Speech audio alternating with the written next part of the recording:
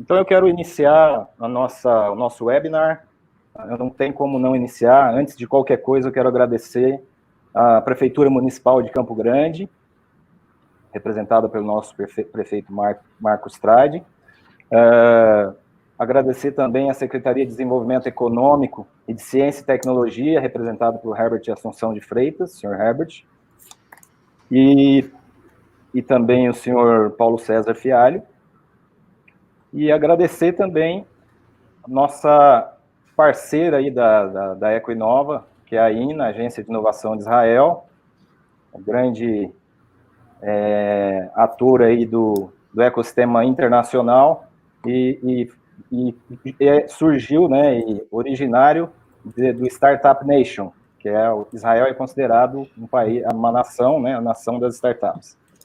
Então, queria muito agradecer a todos esses, em nome da Ecoinova MS, que eu vou falar daqui a pouco, queria agradecer a todos, e chamar agora o Paulo César Fialho, representando o nosso secretário da CEDESC, né, Secretaria de Desenvolvimento e de Ciência e Tecnologia, para ele falar algumas palavras aí e fazer a abertura oficial através da Secretaria.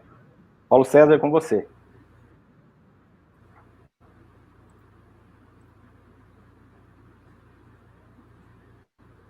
Oi, pessoal, boa tarde. Estou aqui representando o nosso secretário, Herbert Assunção, e vim falar um pouco sobre a CEDESC para vocês, né? Acho que muita gente desconhece a nossa secretaria, e assim, é uma honra para a gente estar realizando esse evento, que é o nosso primeiro webinar, CG Tech Talks.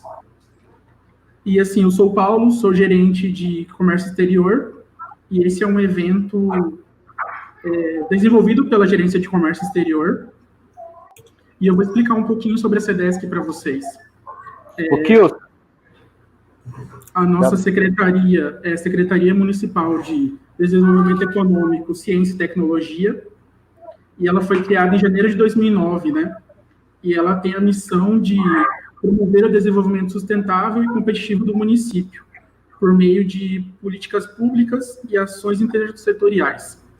E ela atende todos os meios possíveis, o agronegócio, a indústria, o comércio, o serviço, o turismo, inclusive a ciência e tecnologia, respeitando as particularidades de cada segmento da sociedade. Né? A CEDESC, ela fundamenta os seus princípios de gestão e tem como finalidade a coordenação, promoção, articulação, incentivo e fomento das atividades. Como eu disse, assim, é uma honra enorme para a gente estar aqui nesse momento, desbravando, né, conhecendo melhor o ecossistema de Israel, que ao lado dos Estados Unidos e da China são os 3 maiores do mundo, e é uma honra também ter o Mochico e o Roger, parceria da Ecoinova e da INA, e a gente espera que seja um ótimo evento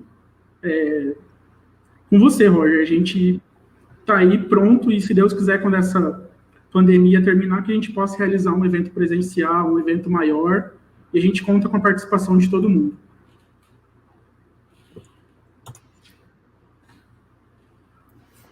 Bom, vamos lá então. Agradeço ao Paulo César pelas palavras. E vamos dar sequência. Eu vou brevemente me apresentar a vocês, falar um pouco da Ecoinova, e passar o bastão aí para o Mochico Frenkel, que é hoje o nosso grande protagonista aí do nosso webinar. Meu nome é Roger Milan, eu sou empreendedor desde a adolescência e empreendedor empresário desde o início da juventude. Sou professor, atualmente estou professor de empreendedorismo e inovação da Fundação professor executivo da Fundação Getúlio Vargas, e estou à frente, aí, sou fundador da Ecoinova MS. A Ecoinova MS é uma organização colaborativa que tem como propósito contribuir, colaborar para desenvolver o ecossistema de empreendedorismo e inovação do estado do Mato Grosso do Sul. Então, nós temos feito já alguns trabalhos, já fizemos algumas palestras presenciais, alguns talks, né? E foram muito bons. E continuamos com esse trabalho para conscientizar as pessoas, mas também, principalmente, para fazer uma integração entre os atores envolvidos nesse ecossistema, que são de diversas áreas, partindo do agronegócio, que é a nossa base de tudo, né? E que será falado um pouco hoje, mas também para os outros segmentos que estão até engatinhando alguns deles, né? O agronegócio é o que está, no meu ponto de vista, mais adiantado um pouco. E então o objetivo aqui, o objetivo da Ecoinova é integrar esses atores todos, né? Do agronegócio, da construção civil, não é? Do turismo, que está sofrendo muito agora com esse momento de pandemia que a gente está passando, né? E outros atores também, e até a gestão pública também, né? Está passando por um momento também que é bem difícil, tem que mudar, não é fácil mudar muitas coisas, muitas mudanças. E eu acredito que hoje esse webinar, o Mochico, ele vai contribuir muito para trazer para a gente experiências que Israel tem oferecido, tem apresentado para o mundo. Israel é um estado, um país que é menor que o nosso menor estado, que é Sergipe. Ele tem uma boa área, que é a área desértica, né? E, por incrível que pareça, embora seja um estado que tenha poucos recursos naturais, ele tem se destacado, tem sido uma referência, juntamente com o Vale do Silício, dos Estados Unidos e com a China, tem sido referência em inovação e tecnologia em algumas áreas, algumas delas a área de saúde. Eles estão chegando próximo da tal cura do câncer que a gente tanto espera, né? Até da própria vacina desse vírus que apareceu aí rapidamente. E entre outras áreas, como o agronegócio, a própria gestão pública, ele já tem uma forma inovadora de trabalhar. Então, eu penso que o webinar vai ser muito importante e não percam um segundo desse webinar, tá bom, gente? Sejam muito bem-vindos. Obrigado pela presença de todos. E agora eu gostaria de chamar, para começar aí, o nosso protagonista de hoje, que é Mochico Frenkel. Por favor, Mochico, agora é com você. Passo a bola para você.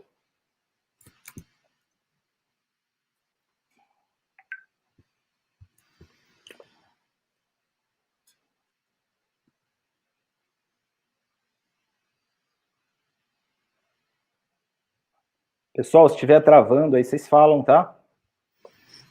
Obrigado, Roger. Gostaria, a primeira coisa, agradecer o convite da Prefeitura, do senhor secretário, o senhor Herbert Assunção, do Paulo César, que está aqui representando ele, da Ecoinova, MS, que está ajudando a tentar trazer um pouco de inovação para toda a região, e para todos vocês que estão aqui assistindo a gente. E eu vou falar para vocês, na verdade, é um desafio. Pediram para falar sobre tantas verticais em tão pouco tempo, que vai ser um desafio compartilhar com vocês tantas coisas, mas o que, de um lado, é bom, porque numa próxima visita presencial que eu for fazer para vocês, a gente vai poder desbruçar sobre vários assuntos e ver como a gente vai conseguir, na prática, colocar a inovação na região, para não ser só uma coisa demonstrativa, uma coisa de uau, que legal, mas ser uma coisa que a gente consiga realmente, com a ajuda de Deus, colocar na prática. Primeiro, eu gostaria de mostrar para vocês um vídeo que também estava na folha de chamada, um vídeo de 6 minutos um pouquinho sobre Israel, um vídeo que foi feito há 4 anos atrás, quando Israel tinha 68 anos de idade. Hoje o Estado de Israel tem 72 anos, né, acabou de fazer 72 anos. Então, eu vou mostrar para vocês esse filme, para vocês entenderem um pouquinho do que é Israel, né, diferente do que a gente vê às vezes na mídia, e um pouquinho saindo só do conceito de inovação, mas um pouquinho vocês conhecerem o que é Israel. Então, vou compartilhar com vocês a minha tela, e vocês vão ver um pouquinho sobre Israel, e a gente já volta.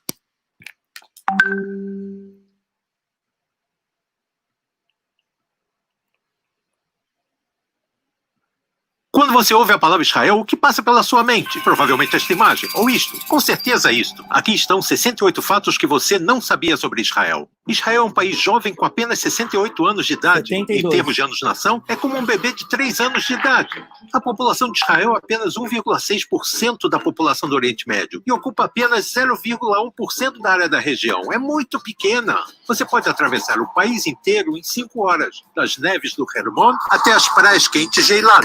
Israel é o terceiro país do mundo no consumo de doces e legumes. Israel foi o primeiro país do mundo a proibir comerciais com modelos abaixo do peso. Israel tem o maior número de acadêmicos per capita do mundo e a maior proporção de startups e de museus também. Tel Aviv é o lar de 80 mil cães que contam com mais de 60 parques próprios. E o maior cemitério de cães, que remonta aos tempos antigos, foi descoberto em Israel, em Ashkelon. Jerusalém, uma das cidades mais antigas do mundo, é também a mais inteligente. Por quê? Porque foi a primeira do mundo a ser completamente coberta por Wi-Fi. Assim você pode achar o Abraham Hostel, um dos melhores do mundo. Outra cidade antiga é Beersheba. Hoje em dia, ela tem o maior número de mestres de xadrez per capita do mundo. Com todo o respeito ao xadrez, o esporte de praia mais popular em Israel é o frescobol. Sem pontuação, é apenas uma diversão para acabar com a paz dos outros na praia. Livros. Israel é o número 2 do mundo na publicação de livros. Povo do livro, lembra? Espere, quem é o número 1? Pelo menos Israel está em primeiro lugar na tradução de livros em línguas estrangeiras. O pendrive é uma invenção israelense que poupa muito espaço de armazenamento. Israel é um dos 10 países líderes na expectativa de vida. As pessoas aqui vivem em média até 83 anos. Israel tem 273 quilômetros de praias, nos mares Mediterrâneo, Vermelho, Morto e Mar da Galileia. O lago de água doce mais baixo do mundo. Segundo o Novo Testamento, foi aqui que Jesus andou sobre as águas. Esta prancha-remo é chamada Hassakê. Foi inventada aqui nos anos 30 por um salva-vidas judeu. Se você tiver dificuldade de flutuar, o Mar Morto é o lugar certo. A concentração de sal é tão alta que qualquer um se mantém à tona. Israel é um dos únicos 8 países que enviaram um satélite ao espaço. A rota de migração de aves mais movimentada no mundo passa por Israel. 1 bilhão de aves passa por aqui todos os anos. De acordo com o Travelers Digest, Tel Aviv é uma das 10 cidades do mundo com as mulheres mais bonitas. Sim, também está entre as 10 principais em homens bonitos. Muitas mulheres em Israel têm mais a oferecer do que só um rostinho bonito. Elas também têm mais graus acadêmicos do que os homens. Então, se você é a próxima Marie Curie, aqui é o lugar para você. Não é à toa que Israel é conhecida como a nação das startups. Há mais de 3 mil empresas nesse campo. É a concentração mais alta do mundo, fora o Vale do Silício. Então, o que foi inventado aqui? A tecnologia que nos permite conversar com WhatsApp, Messenger e tudo mais que vocês jovens gastam seu tempo. Software antivírus, computadores de mãos livres, tecnologia para evitar acidentes de trânsito, aplicativo para táxi. Lembra quando você tinha que acenar para chamar um táxi? A rede social que lhe permite se afastar de engarrafamentos. Uma pílula muito pequena que pode fotografar seu corpo por dentro. Como sai dali? Aquecedor de água solar, sistema de irrigação que economiza água, depilação indolor, melhor, quase indolor, gel contra a picada de água viva, teclado a laser, a tecnologia que permitiu o voo não tripulado, tomate cereja e Rúbico, um dos jogos tabuleiros mais populares. Crembo, marshmallow coberto de chocolate como em Abenta. No inverno, os israelenses consomem mais de 50 milhões deles. Bamba, um salgadinho com sabor de amendoim criado em Israel, popular e delicioso, ajuda as crianças a desenvolverem imunidade contra a alergia ao amendoim. Continuando com coisas gostosas, a Itália é o berço do sorvete, mas é em Israel que o seu consumo é quase o dobro. É de congelar o cérebro. O sorvete depende da qualidade do leite. As vacas israelenses são campeões mundiais em produção de leite. 40 litros por vaca por dia. Tel Aviv é conhecida como uma das capitais veganas do mundo. Que tal um sushi? Tel Aviv é a segunda cidade, depois de Tóquio, em bares de sushi por metro quadrado. O vinho é produzido aqui há mais de 3 mil anos e mesmo assim a indústria de vinho local não ganhou tantos prêmios internacionais como acontece hoje. E falando de prêmios de prestígio, nada é mais prestigiado do que o Nobel, certo? 9 israelenses ganharam o prêmio Nobel até agora. O último foi Dan Schertman, pela descoberta dos cristais quase periódicos. Veja se pode dizer 5 vezes rápido cristais quase periódicos. Israel também cultiva muitas flores. No último dia dos namorados, Israel enviou mais de 60 milhões delas para a Europa. Israel é a única democracia do Oriente Médio. Israel não é uma monarquia, mas temos uma rainha, Dana International, a primeira transexual a ganhar o Eurovisão. A revista Time Out escolheu Tel Aviv como a capital gay do Oriente Médio. E por falar em divas, o designer de sapatos de Lady Gaga é israelense. Eles são realmente bonitos, mas é difícil caminhar com eles, especialmente se você estiver em Haifa e precisar subir suas colinas verdes. Para isso existe a linha de metrô mais curta do mundo, levando direto ao topo do Carmelo. Você sabia que Haifa é a cidade mais multiétnica em Israel? Tem judeus, cristãos, muçulmanos muçulmanos, sunitas e xiitas, drusos e barrais. Você sabia que Israel é o único lugar no mundo onde o número de árvores aumenta a cada ano? Mesmo com todas essas florestas, 60% de Israel é deserto, o que não impediu de transformar as áreas estéreis em terra produtiva. Como no deserto não tem muita água, Israel desenvolveu tecnologias avançadas em dessalinização. Cientistas de Israel criaram tratamentos para esclerose múltipla, Parkinson, Alzheimer e, o mais importante, descobriram a causa do mau hálito. Os israelenses também se destacam nos esportes. O Maccabi Tel Aviv ganhou o campeonato europeu 6 vezes. Israel é uma potência olímpica em judô e windsurf. E se você ainda não está impressionado, o que você diria do fato do seriado Homeland, vencedor do Emmy, ter sido escrito em Israel? Ou que mais de 1 milhão de bilhetes são colocados no Muro das Lamentações anualmente? Quanto Deus encontra tempo para ler todos eles? E o hebraico é uma língua tão antiga que se um israelense de hoje encontrasse um antepassado 2.000 anos atrás, eles seriam capazes de conversar. Mais uma? Ok. Você já ouviu falar do Índice de Felicidade Global? Nem eu tinha ouvido até agora. Mas, aparentemente, os israelenses estão no 11º lugar de 196 países. E se isso não for suficiente, talvez você deva encontrar alguém com quem conversar sobre tudo isso. Bom, esse é o filminho que eu queria passar para vocês conhecerem um pouquinho do que é Israel, né? Um pouquinho da cultura, bem de relance, para a gente saber um pouquinho do que a gente está falando. Inovação, cultura, história, tudo que Israel tem para oferecer. É um povo muito antigo, né? Tipo, tem muita história, e a gente carrega essa cultura toda com a gente, né? O povo do livro, toda essa parte da história, e a gente tem muito a contribuir com o mundo. Isso faz parte, inclusive, da nossa cultura, a gente ajudar o mundo a ser um mundo melhor. Então, vou falar para vocês um pouquinho sobre isso, um pouquinho sobre os bastidores do ecossistema de inovação de Israel e algumas verticais que a gente tem trabalhado. E também o potencial que a gente tem para fazer com o Brasil, e o que a gente já tem feito e o que a gente pode fazer, tá bom? Então, deixa eu compartilhar aqui com vocês minha tela. A INA-IMC é uma agência privada de inovação israelense que promove inovação e o ecossistema de inovação de Israel. A gente faz isso através de 3 pilares. A gente leva grupos há muitos anos para Israel para conhecer o ecossistema de inovação de lá. Geralmente, desde pessoas que são C-level, né, pessoas que tomam decisões nas empresas, quanto pessoas que querem conhecer para poder, a um nível um pouco mais baixo, fazer executar a inovação na prática, ou, vamos dizer assim, se inspirar. Então, tem vários níveis de viagens, né? As pessoas acabam conhecendo Israel, e a gente tem vários programas com isso, tanto em Israel, quanto antes de ir para Israel, quanto depois de Israel. A gente trabalha muito forte na parte acadêmica, na parte de educação, com parcerias com universidades, com cursos, com treinamentos, em tudo que envolve a parte do ecossistema, principalmente na parte do mindset, que a gente chama, que tem a ver com a parte de cultura, com a parte de comportamento, que tem a parte da evolução da própria pessoa, que isso Israel tem muito a contribuir, e isso tanto na parte técnica, mas a gente está falando agora de soft skills, então muita coisa que a gente tem para contribuir nesse sentido. E também a gente trabalha muito com na área de membership, que é ajudar as empresas, tanto a gente está falando de empresas grandes que fazem isso só porque elas visam lucro ou querem ajudar uma região a crescer, quanto a própria região, que tem as cooperativas, os cooperados, que querem fazer com que uma região ela cresça, que a sua economia ela cresça, ou até governos querem fazer com que a sua economia ela cresça. Então a gente tem metodologias para isso, e vamos falar um pouquinho sobre isso de relance também. Primeiro vamos falar um pouquinho sobre inovação. O que é inovação?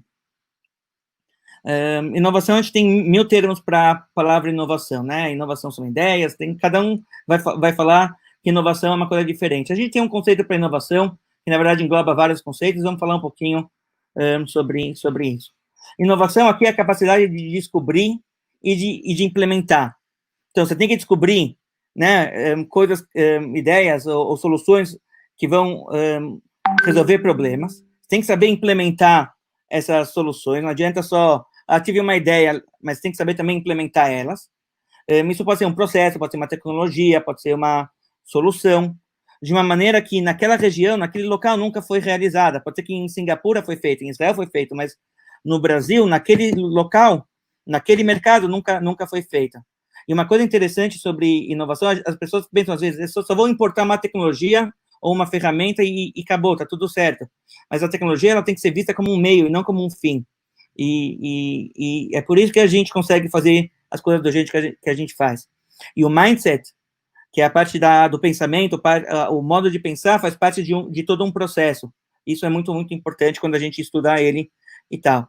Qual que é a nossa meta? A meta da INA, a gente quer criar um núcleo social, um núcleo de inovação, ajudar com que as partes consigam, na vossa região, criar esse núcleo local. E para isso, o Roger depois ele pode falar algumas iniciativas que a gente está tentando se aproximar na região de vocês para fazer, tá bom?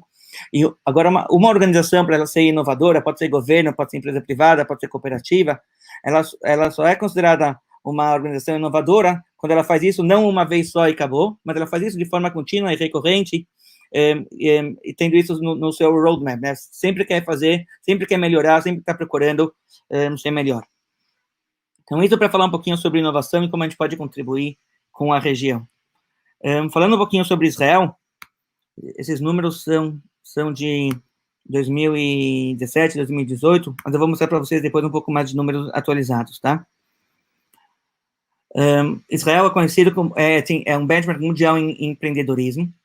Israel tem um alto potencial de sucesso comprovado, ou seja, as startups de lá, elas conseguem levantar mais facilmente recursos, tá? Então, aqui tem um exemplo que conseguiu levantar 6,5 bilhões de dólares, fora o que o governo ajudou as próprias startups, mas não em um ou dois negócios grandes, mas em 623 negócios diferentes, diferente do ano passado, do ano anterior, do ano de 2017, onde em um único negócio conseguiu se levantar 13 bilhões de dólares, ou seja, um valor muito, muito maior em um negócio de mobilidade.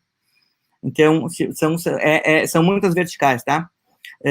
Tel Aviv é a cidade mais inovadora em número, ou seja, em número de startups, é a que mais tem startups fora do Vale do Silício per capita.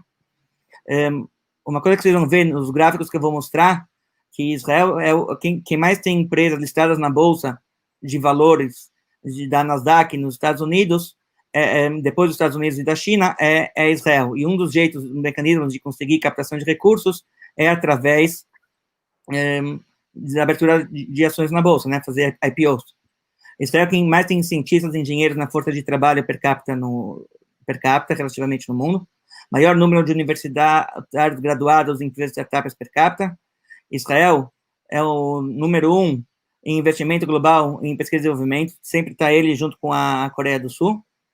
E o próprio país tem uma história muito interessante, que até 72 anos atrás, você ia para Israel, lá era pântano, era lama, era malária, e quem conhece um pouco da história, é uma história para um outro dia também, sabe como que Israel conseguiu virar uma potência em inovação e um país de primeiro mundo em realmente muito pouco tempo, investindo em infraestrutura, investindo em conhecimento, investindo no que ele tinha de melhor, que era o estudo, que era a cabeça. Uma coisa que eu acho importante interessante em Israel, que Israel pensa muito em números. Para qualquer decisão estratégica, a nível de governo, a nível de empresa, que a gente toma, a gente precisa ter números, a gente tem que ter dados bons. Por isso, em relação, inclusive, ao Covid que a gente vive hoje, a gente fala que ter bons testes, né, saber o número de pessoas infectadas e no momento certo é importante, porque quando você tem os números, você consegue tomar decisões acertadas, e isso vale em tudo. Então, se você entrar no IBGE de Israel, por exemplo, você vai encontrar vários números interessantes e atuais, como eu vou mostrar para vocês no próximo slide. Antes disso, Israel tem mais de 7 mil, aqui eu coloquei startup e scale-up, porque depois eu vou explicar a diferença entre startup e scale-up, mas existe uma diferença entre as startups de Israel e, de modo geral, as startups que a gente chama aqui no Brasil. Scale-up é uma empresa que já está numa fase de, vamos dizer, de growth, de crescimento maior. Israel, como eu falei, fora as empresas que abrem na Nasdaq, né, ou na Bolsa de Tel Aviv, a gente tem bastante polo de investimento em Israel. Vamos mostrar também em alguns gráficos para vocês. Hubs de inovação, ou não está mostrando aqui, clusters, que é um dos jeitos que a gente consegue trazer inovação, também existem bastante em Israel. A grande parte das multinacionais, da Forbes 500, vamos dizer assim, elas escolhem Israel como local estratégico para ter um centro de P&D, de pesquisa e desenvolvimento estratégico em Israel. Então, vamos pegar como exemplo a Apple. O único lugar que a Apple tem fora dos Estados Unidos um centro de P&D é em Israel. A Intel, faz tempo, tem em Israel. E todas essas grandes empresas, para não ter que dar nomes, depois vocês vão ver nos mapas, nos gráficos, é isso que a gente vai mostrar. Deixa eu mostrar para vocês um pouquinho de números.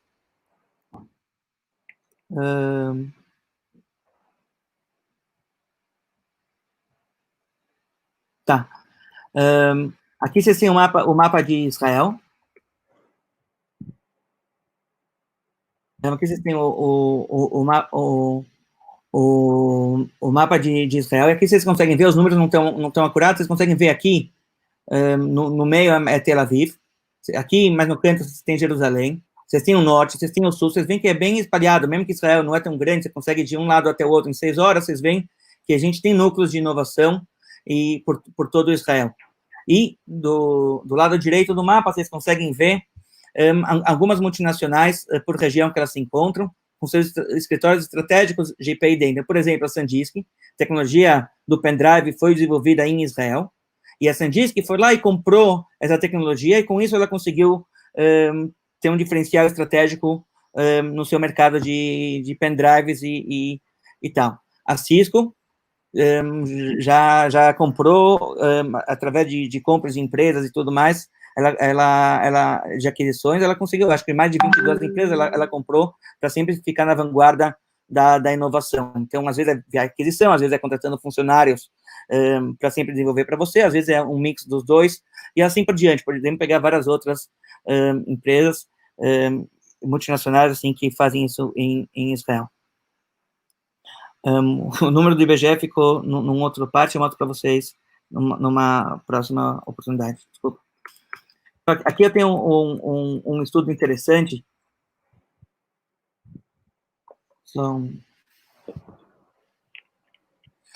Aqui, se vocês conseguirem ver, são dados que eu peguei, vamos dizer, no IBGE, né? Inclusive, um amigo meu, Davi, trabalha lá.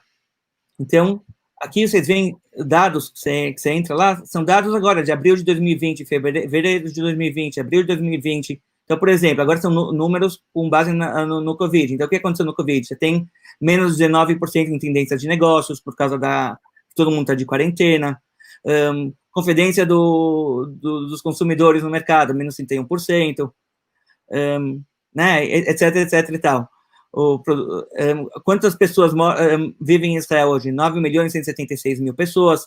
Então, vocês veem que ter essa informação de forma acurada, o governo consegue tomar decisões de forma mais acertada. Então, isso aqui é uma coisa, eu acho que é importante, é interessante a gente ter. Então, cada região, quanto mais números a gente conseguir trabalhar, é interessante. Não adianta só a gente falar, vamos trabalhar Big Data, né? Tipo, ou inteligência artificial. É importante a gente também trabalhar na coleta desses dados de forma acurada. Eu vou falar para vocês depois de uma solução que a gente tem em Israel muito importante. A gente está procurando, inclusive, parceiros para desenvolver isso nas regiões, na área de clima, para diversas verticais de mercado, onde a gente vê que uma das carências no mercado são dados climáticos. E se você consegue captar eles de uma forma que ninguém nunca pensou antes, ou de uma forma diferente, e trabalhar de uma forma diferente, você consegue ter resultados melhores. Isso são só alguns exemplos. Uma coisa interessante que a gente tem sobre Israel também é que Israel foi o primeiro país fora do bloco do Mercosul que assinou um contrato de livre acordo com o Mercosul. Então, antes de qualquer país do mundo, então, já data, é uma coisa bem antiga, muito antes do governo Bolsonaro, todo mundo fala, Bolsonaro, Israel, né? Muito antes disso, mas muito antes disso mesmo, mais de uma década atrás, Israel foi o primeiro país que assinou um acordo de livre comércio, e vários produtos que a gente ou importa de Israel ou exporta para Israel, a gente paga um imposto de importação muito, muito reduzido. Então, são outras vantagens que a gente tem para trabalhar com Israel. E mesmo assim, eu vou mostrar para vocês os gráficos. Israel e Brasil trabalham muito pouco comparado com outros países do mundo. Olha a oportunidade que a gente tem para trabalhar aqui em conjunto. Outros países do mundo se alavancam, como eu mostrei para vocês, em pesquisa e desenvolvimento, em inovação em Israel, porque Israel é um país pequeno que trabalha com exportação de inovação e trabalhar aqui em conjunto. Exportação de inovação. Então, a gente, no Brasil, também podemos nos alavancar em Israel se a gente trabalhar da forma correta. E é para isso que ainda está aqui. Aqui a gente tem um pouquinho do comércio entre Brasil e Israel. Então, o que o Brasil, o que Israel exporta para o Brasil, por exemplo, são as coisas ligadas a fertilizantes, a produtos químicos, a plásticos, a químicos orgânicos, a maquinário e equipamentos elétricos. E o que o Brasil exporta para Israel tem a ver com soja, com carne, com madeira, tem um pouco de avião, aéreo, imagino, e coisa de preparação para frutas.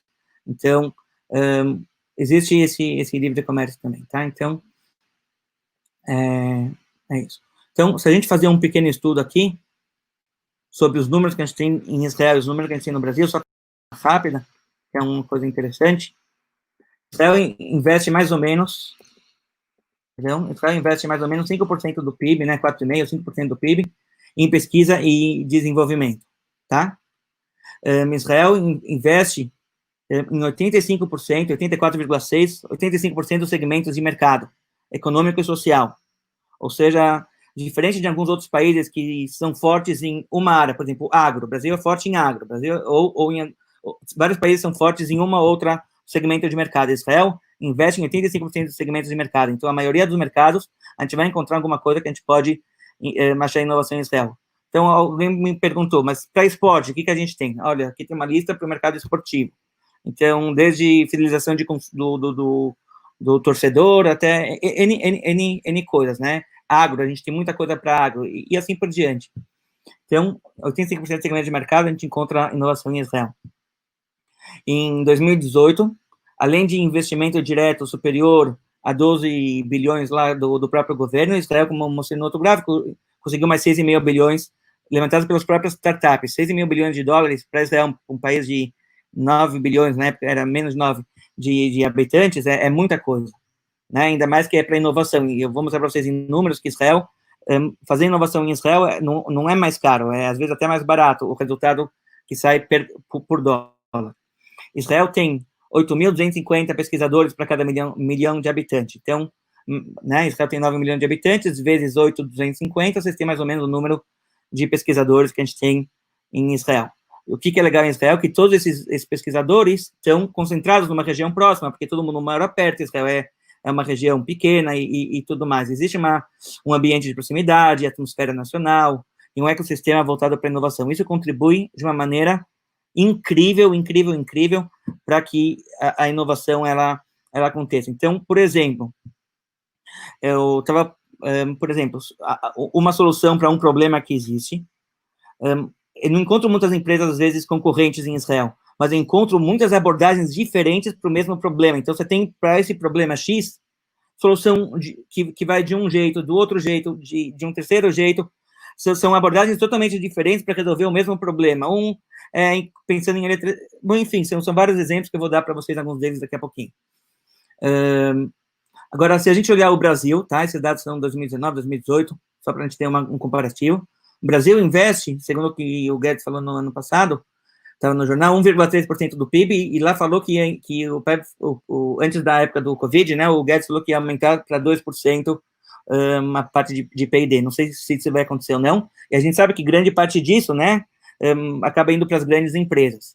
E lá em Israel, como a gente falou, vai para as pequenas também, né, 628 deals, negócios diferentes. Brasil, mas se a gente olhar em dinheiro, em valor absoluto, em capital, quanto que em dólares, né, o Brasil investiu, o dólar também estava um pouquinho mais baixo naquela época, né, o Brasil investe 3,4 vezes mais do que Israel investe nesse 1,3% do PIB, em valor absoluto, tá? Brasil, se a gente olhar, também possui aproximadamente 10% dos pesquisadores do que Israel possui por milhão de habitantes. Isso é um outro gráfico que eu tenho. As fontes estão aqui embaixo. E o Brasil, mas se a gente olhar bem, o Brasil tem uma população mais ou menos 22% superior em número de habitantes. Então, se a gente pegar 10% sobre 22%, a gente vai ver que mais ou menos o Brasil e Israel talvez tenham o mesmo número de pesquisadores, né? Talvez estão mais espalhados, etc. e tal, mas também o Brasil tem um potencial gigante para trabalhar e criar uma inovação de uma forma diferente. Se a gente trabalhar direito essa parte do mindset e essa parte da alavancagem junto com Israel, com Israel, a gente vai conseguir chegar lá. E o Brasil é 380 vezes maior que Israel em tamanho territorial. Então, isso aqui são alguns números, isso aqui é uma análise que eu fiz e que eu gostaria de compartilhar com vocês. Se por acaso alguém tem alguma coisa para falar e acha diferente, pode escrever no chat alguma pergunta, e o Roger pode depois falar para mim na hora das perguntas. Israel em números, peguei aqui alguns gráficos. Eu estava vendo que em 2018 o mercado de agro mundial, acho que foi investido em inovação no mercado agro mundial em 2019, 2018, 17 bilhões de dólares, mais ou menos, tá? Se não me engano. Em Israel, de 2014 até 2018, foi investido 760 milhões de dólares, tá? O número que está aqui em cima.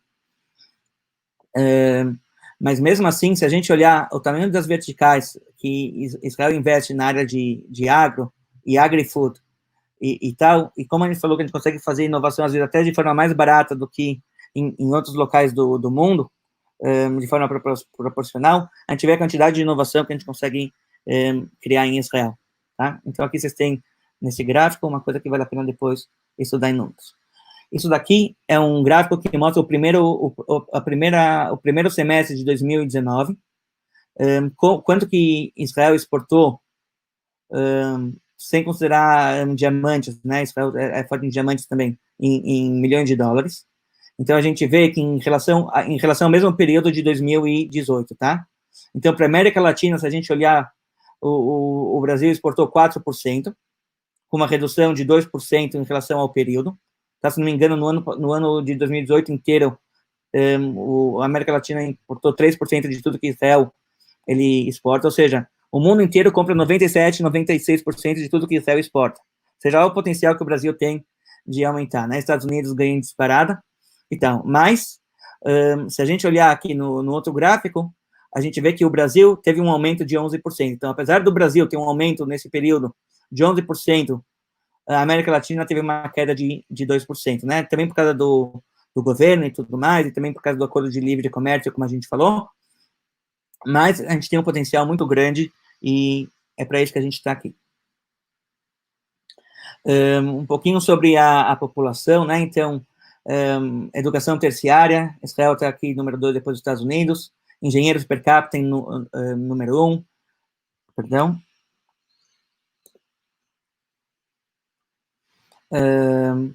Excelência em pesquisa está aqui em número 1, número de cientistas e número de artigos científicos publicados também, Israel tem bastante artigos publicados, que são na verdade, né, são artigos que Israel acaba compartilhando com o mundo. Então, isso aqui são alguns números, né, é claro que de um índice para o outro, depende de como é feita a pesquisa, pode subir para o número 1, para o número 2, para o número 3, para o número 5, mas sempre geralmente é top 10.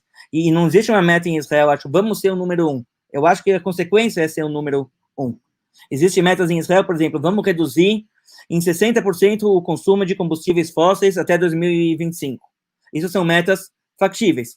Agora, se para isso tem que transformar bastante inovação e acaba se transformando em número 1, pode ser, né?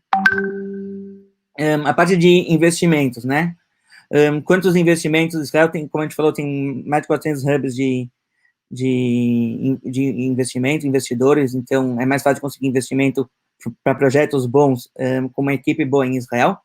Então, aqui o azulzinho são investimentos que a gente consegue em Israel mesmo, e os cinza são investimentos que a gente consegue fora de Israel, tá? Aqui a gente tem o índice de confidência para investimento, tem aqui o Brasil com 2,7, Israel com 3,9, e Estados Unidos 4,2. Isso aqui tudo antes do Covid, né? Talvez mudou um pouco os números.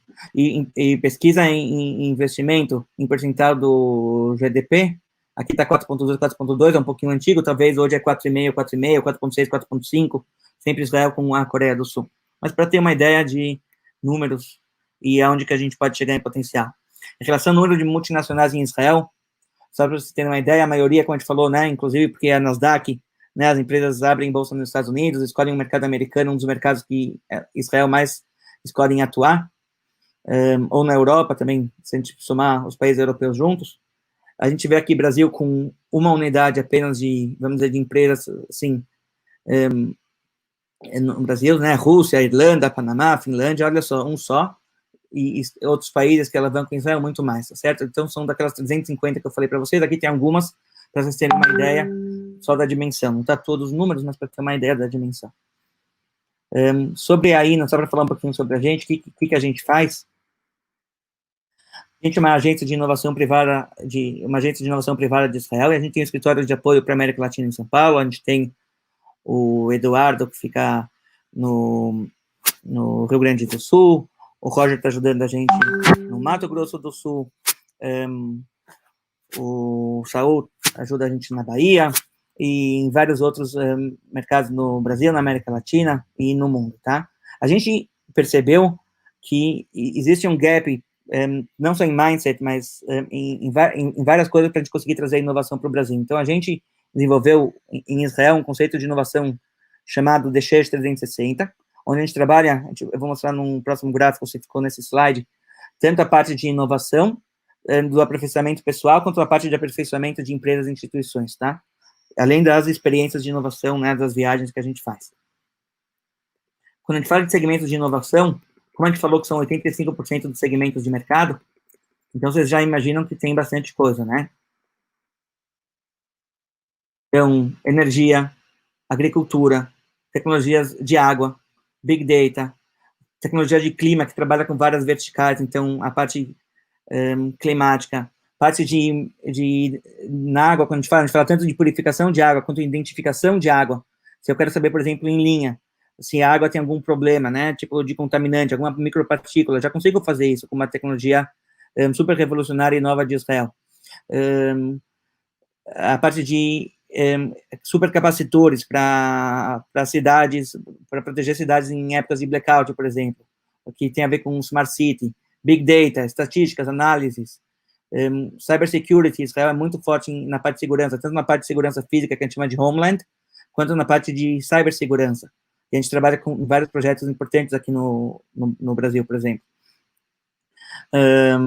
Smart Security, tecnologias aeroespaciais, né? Vocês viram que Israel mandou um foguete não tripulado agora para a Lua. Ele chegou até, sei lá, 50, 100 metros da Lua, e no finalzinho ele caiu umas peças lá dele, mas, tipo, ele foi inteiro para lá, e foi o mais barato que já foi, né? De novo, a fazer tecnologia, resolver um problema que existe, mas de uma forma barata, de uma forma, como a gente consegue fazer a coisa sem gastar tanto dinheiro, de uma forma mais inteligente, de uma forma mais acertada, de uma forma que seja economicamente viável, de uma forma que o dinheiro volte para o investidor, etc, etc. E assim vocês têm vários outros segmentos de mercado. Aqui a gente fala um pouquinho do conceito de inovação de DSHESH. Só um minutinho. Tá. Então, aqui, esse conceito, a gente trabalha tanto a parte de imersão e aperfeiçoamento, que tem a parte da viagem para Israel, a parte do Academy, a parte de treinamento e consultoria, e na parte que é a parte de aperfeiçoamento pessoal da própria pessoa, e a parte de conexão e implementação, que tem a ver com empresas e instituições. A gente tem uma coisa que a gente chama de membership, como se fosse um clube corporativo de inovação, e isso é um assunto para uma outra palestra. A parte de conexão e desenvolvimento inteligente, e a parte que a gente ajuda as empresas na área de R&D, né, fazer o deployment do R&D delas. Então, isso aqui é um pouquinho delas. Aqui a gente tem...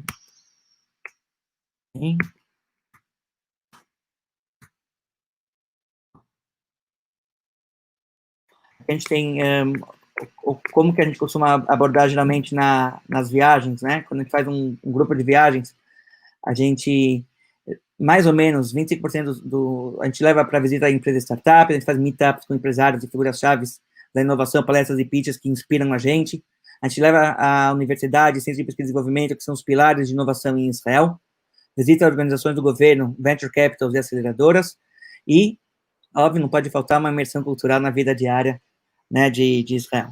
Então, aqui vocês veem alguns logos, né, de empresas israelenses, algumas delas famosas aqui no Brasil, e que cresceram, né? Por exemplo, uma empresa que está lá, acho que é o Movit. O Movit foi comprado recentemente pela Intel, assim como a Mobileye tinha sido comprada por 15,3 bilhões de dólares. Ela foi comprada agora por próximo de $1 bilhão. A Movit é uma empresa de mobilidade, né, no transporte público. E a Intel, ela juntou isso com a Mobileye, que ela já tinha comprado uma empresa israelense também, para fazer a sua divisão de carros inteligentes, carros autônomos, né? Então, de novo, uma tecnologia que se estruturou, cresceu e chegou a um valuation muito alto. Aqui são alguns grupos que a gente acabou levando para Israel, só para mostrar um pouquinho do que é Israel e tudo mais. Falando um pouquinho de Israel e como que a gente chegou lá, né? Existe um livro muito interessante sobre Israel chamado The Startup Nation, um livro que eu recomendo a leitura, e alguns itens que a gente tem sobre Israel. Israel, quando começou lá atrás, de novo, era pântano, era lama. O que Israel tinha de recurso? Israel, então, das figuras-chave que a gente tinha em Israel, que é o Shimon Peres, já faleceu, não muito tempo atrás, ele falou assim: em Israel, uma terra sem recursos naturais, aprendemos a apreciar nossa maior vantagem nacional. O que são? É nossas mentes. Através da criatividade e inovação, transformamos desertos estéreis em campos e florestas e desbravamos novas fronteiras em ciência e tecnologia. Muito bom.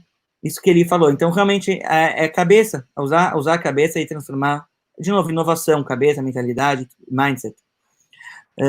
O Narendra Modi, que ele comanda a Índia, né, em 2017, em 2018, vamos dizer assim, ele viu que os outros países estavam se alavancando muito em Israel. Ele falou, a Índia não pode ficar para trás. A Índia é um país, vamos dizer, como o Brasil, né? Eu diria que é muito parecido em vários aspectos, a parte do BRICS e tudo mais.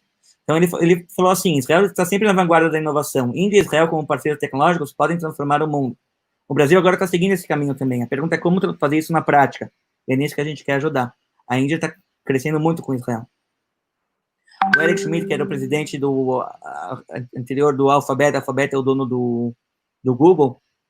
O Google é por judeus, né, lá atrás, mas ele é presidente do Google. Ele falou assim: Israel está crescendo em termos de empreendedorismo porque vocês têm uma cultura que lhes permite desafiar a autoridade e questionar tudo. Não quer dizer que tem desrespeito necessariamente, mas existe uma coisa que a gente chama de chutzpah, ou também um motivo para uma próxima palestra.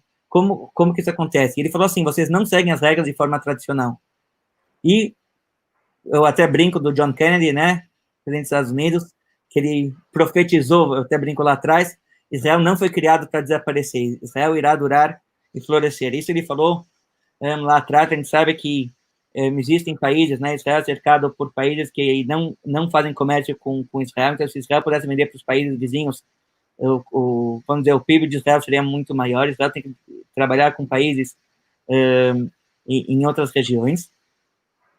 E existe, né, até alguns países que fazem um movimento de boicote contra Israel. Israel já perdeu mais de 100 bilhões de dólares com esses movimentos. E ele falou que mesmo assim Israel vai florescer. Israel realmente, a gente vê como Israel só cresce e Israel ajuda o mundo, tanto na parte de ajuda humanitária, né, tanto em problemas ambientais que a gente teve, vamos dizer, no Brasil, ou no Haiti, ou em outros países do mundo. Então são vários ajudas que Israel faz com seus vizinhos também, e toda essa parte de cultura, de Tikkun Olam, que a gente tem dentro da nossa cultura, que é de melhorar o mundo, de ajudar as pessoas. Também isso é um motivo, é uma coisa que está dentro, intrínseca do povo judeu. Então, muitas vezes você pergunta pro israelense, por que você faz isso? Para ganhar dinheiro? Ele falou, não, se eu ganhar dinheiro vai ter consequência. Eu estou fazendo isso realmente porque eu acredito que é uma deficiência, é uma coisa que eu quero melhorar no mundo. Então, é uma outra coisa que a maioria das vezes é o que estimula as pessoas. Né? O dinheiro acaba sendo consequência e muitos acabam realmente ganhando muito dinheiro, e muitos eu vejo que acabam doando de forma gratuita tecnologias que poderiam valer bilhões de dólares, e que eles fazem isso virar open source e não ganham um centavo com isso. Às vezes ganham algum dinheiro para dar palestra, mas tipo, não muito mais que isso. E a gente sabe do novo patamar de relações do Brasil com Israel, né, desse novo governo, onde o Netanyahu, que agora foi, né, teve de novo pela terceira vez eleições, e agora ele criou um governo de coalizão. Ele falou assim, os laços de fraternidade e aliança que o presidente mencionou são reais e podem nos levar a longas distâncias. Israel é a terra prometida e o Brasil é a terra da promessa do futuro. Israel quer ser parceiro do Brasil nessa empreitada, e realmente, a gente fala que o Brasil, né, o celeiro do mundo agro, Israel é o celeiro da tecnologia, e o governo também está empenhado em fazer com que isso aconteça. Então, temos tudo para dar certo, né? Então, é isso aqui. Falando um pouquinho de cases, a gente, em inovação e pesquisa, a gente sabe de várias iniciativas, mais de 90 iniciativas em várias frentes, muito forte em Israel contra o Covid, né? Inclusive, alguns institutos de pesquisas, como o Migala, a Tal, eles estão com projetos muito avançados nesse sentido. Não sei se o time to market deles é tão rápido assim, até chegar no Brasil e tudo mais, se é de hoje para amanhã, né? Demora um pouco mais que isso, mas é só para saber que existem perspectivas, vamos dizer, curto, médio prazo para isso. Na área de desenvolvimento, Israel é muito forte. E vou falar um pouquinho sobre mobilidade, que era uma das pautas. Uma coisa interessante que eu acho sobre mobilidade, vou trazer aqui um exemplo para vocês, é essa parte da chutzpah israelense, né? Chutzpah, na verdade, seria cara de pau. Imagina que alguém falar para vocês para resolver um problema para o mercado automobilístico. Então, o carro, ele tem todas as suas peças. Então, você vai pensar, como eu posso melhorar a suspensão do carro? Como eu posso melhorar sei lá, o sistema da embreagem, né, ou, sei lá, a tração. O pessoal falou assim, não, sabe o quê? Vamos reinventar o carro inteiro. Então, eles pegaram o carro e criaram um novo conceito totalmente para o mercado de carros. O que eles fizeram? Eles criaram um sistema de carros, aliás, perderam muito dinheiro e muito tempo nisso, criaram um sistema onde todos os componentes principais do carro, amortecimento, motor, etc, etc e tal, está dentro da roda. Então, se der algum problema no carro, você simplesmente tira esse módulo da roda, ou troca esse módulo inteiro, ou conserta ele, e já coloca de novo, é muito mais rápido na mecânica, muito mais fácil, muito mais sustentável e tal. E quando eles foram apresentar, depois que a solução ficou relativamente pronta para as montadoras, acharam, puxa, eles vão rir da gente, será que vão aceitar, será que não vão aceitar? E, para surpresa deles, foi uma coisa que as montadoras gostaram, né? Isso aqui tem muito mais a ver com carro elétrico do que com carro a combustão, só para vai demorar um pouquinho ainda para entrar no mercado, não muito, mas um pouquinho. E muitas montadoras começaram a investir nisso. Quando a gente fala em inovação e mobilidade e das empresas de Israel, aqui esse gráfico é só para mostrar para vocês um pouquinho. Então, se a gente olhar aqui as principais empresas de montadoras do mundo de carros, ou elas estão buscando tecnologias para comprar empresas ou tecnologias em Israel, ou elas têm investimentos locais em empresas de Israel, ou elas têm centros de R&D em Israel, funcionários mesmo trabalhando em Israel. Isso dá para vocês um exemplo do mercado automobilístico. E aqui tem um gráfico maior em cada quarter, em cada ano, de 2014 até 2018, como que foi feito esse investimento. Na área de agricultura também, Israel é um mercado muito forte. Por quê? Porque Israel, ele precisava de comida, não era fácil para Israel ter comida, não é, tinha que plantar, e era um deserto, Israel era pântano, não tinha como fazer. Então, Israel foi obrigado a desenvolver numa terra que em sua maioria era deserto, ou era lama, ou era pântano, soluções que dessem resultado, e em pouco espaço.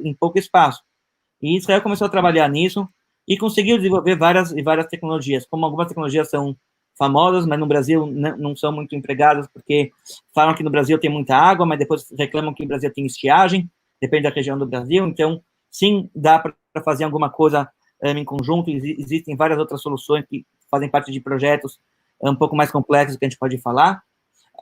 Então, a tecnologia de gotejamento já está presente no Brasil, a gente consegue desenvolver projetos com ela, é uma delas. Agricultura de precisão, e também tem várias startups brasileiras trabalhando, e dá para fazer muita coisa junto com Israel, onde, de novo, como a gente falou no começo, dados são muito importantes, os dados são realmente importantes. Então, a gente vê aqui alguns exemplos de tecnologias, né? Israel tem muita estufa e tal. A parte de água é muito importante, a parte de pragas, né? Existem vários jeitos de controlar praga, tanto de forma biológica quanto de forma N formas, então, de controlar pragas. Então, você pode tanto colocar animais que comam as plantas, né? Tipo, vou mostrar no WhatsApp, circulou aquela foto dos 100 mil patos que foram comer os gafanhotos, né? Então, desde coisas parecidas com essa, mas um pouco mais complexas, até soluções de agrotóxicos que não agredem o meio ambiente, coisas ou plantas que nascem mais fortes, que a praga já não consegue consumir ela, e assim por diante. Inovação na área do solo, imagina que a gente consiga trabalhar o solo de uma maneira que as próprias sementes já consigam absorver melhor o solo, tanto os nutrientes quanto a água. O que a gente consegue com isso? A gente precisa de menos nutrientes, a gente precisa de menos fertilizante, a gente precisa de menos adubo, e a gente precisa também de menos umidade, menos água também, porque a planta consegue absorver melhor. Então, a gente já tem tecnologia e processos e modo de fazer isso, então podemos também compartilhar.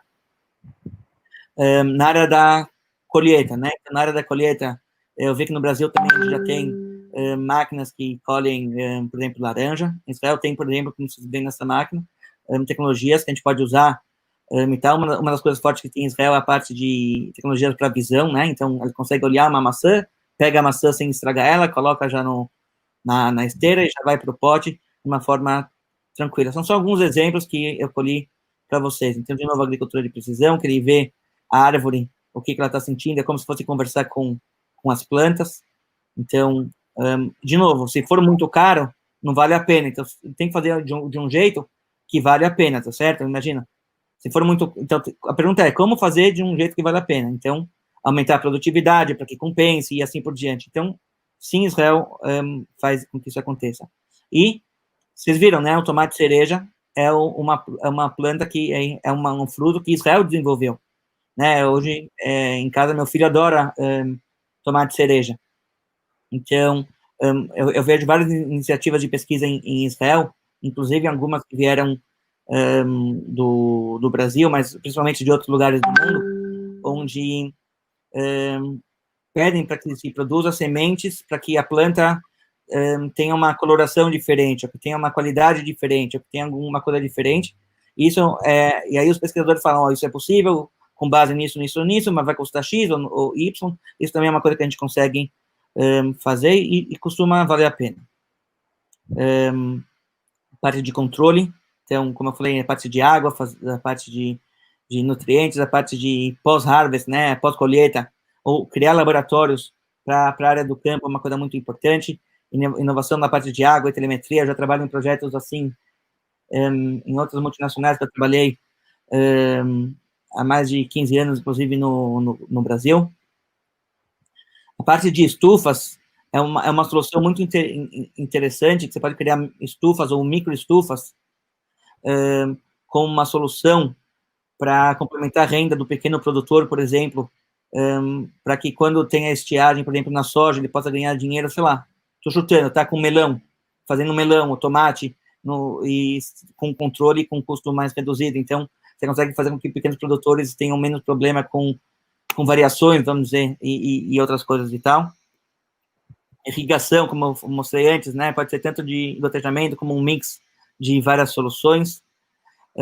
O gado leiteiro no Brasil, a gente tem uma diferença do gado leiteiro do Brasil com o de Israel. O gado leiteiro de Israel é principalmente confinado, no Brasil é de pasto, mas muitas tecnologias que a gente usa lá, a gente consegue implementar para cá, e a gente tem um problema no gado leiteiro que a gente pode endereçar e a gente tem soluções para trabalhar ele. Então, se tiver alguém ouvindo a gente da área de gado e de leite, fala com a gente tem soluções que a gente pode ajudar, tanto na área de qualidade, quanto na área da saúde do animal, quanto na área de dados e assim por diante.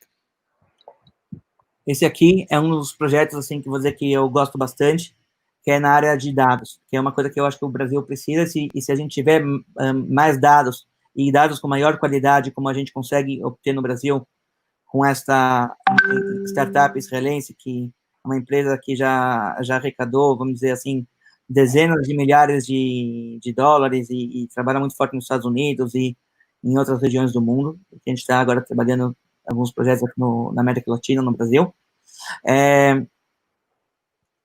Fazer com que o agricultor, na área de agro, e as indústrias, na área da indústria, e outras verticais de mercado em outras áreas, consigam, através de dados mais apurados, que pode ser radiação solar, pode ser grau de radiação solar, pode ser precipitação, pode ser umidade, pode ser qualidade do ar, chuvas, etc, e tal, a gente consegue trabalhar tanto a parte histórica quanto a parte do real-time, do tempo real, quanto o forecast futuro de uma forma mais acurada.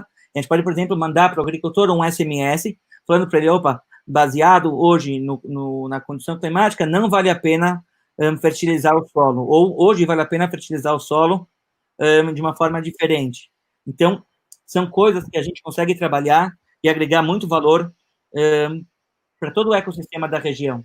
Então, de novo, precisamos fazer com que isso aconteça, né? Então, para isso, a gente precisa de parceiros que façam com que isso vá para frente de verdade. Aqui a gente tem algumas telas dessa parte do clima, então a gente consegue ver que a gente consegue uma junção de dados de IoT, como vocês podem ver em cima, né? De drones, de carros, de satélites, de aviões e de N outras ferramentas que a gente coleta esses dados, e a gente consegue criar plano de ação para ele. Então, quem tiver alguma ideia sobre isso, também pode falar com o Roger vai trazer para a gente essa demanda e vamos tentar fazer alguma coisa em conjunto. Então, é isso que eu ia apresentar para vocês de forma geral. Esses são os meus contatos.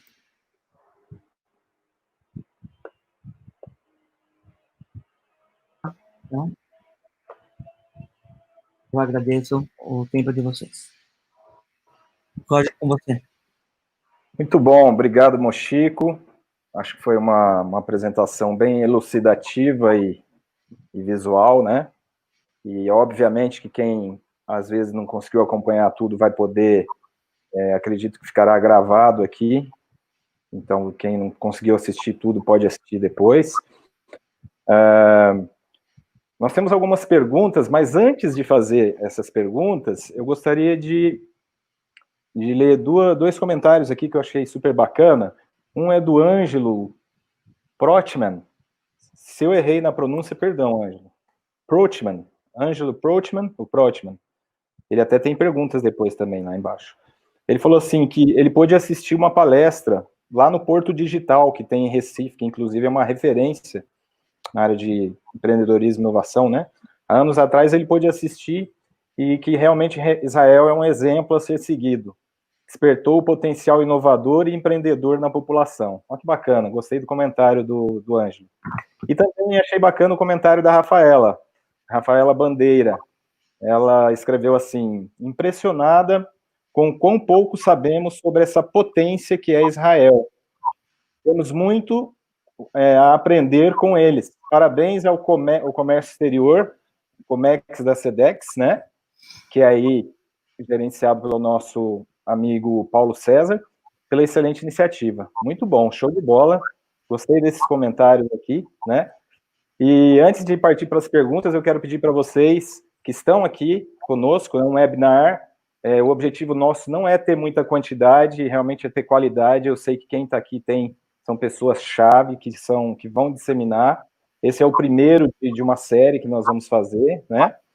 E então eu queria pedir para vocês, primeiro agradecer a presença de vocês, e segundo pedir para vocês compartilhem esse link, porque dá para a pessoa pegar e assistir ainda, ela pode continuar assistindo, tá bom?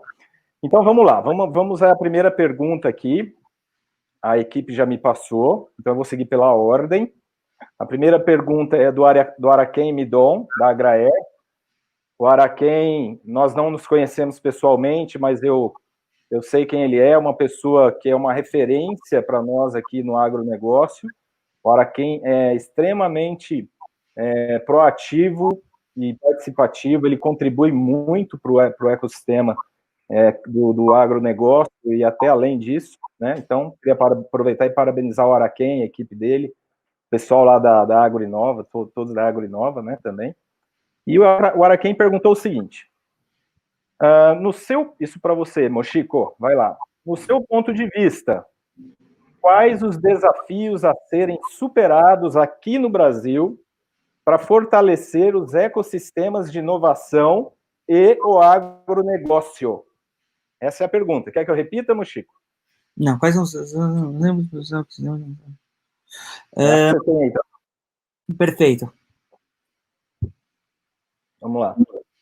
São vários os desafios.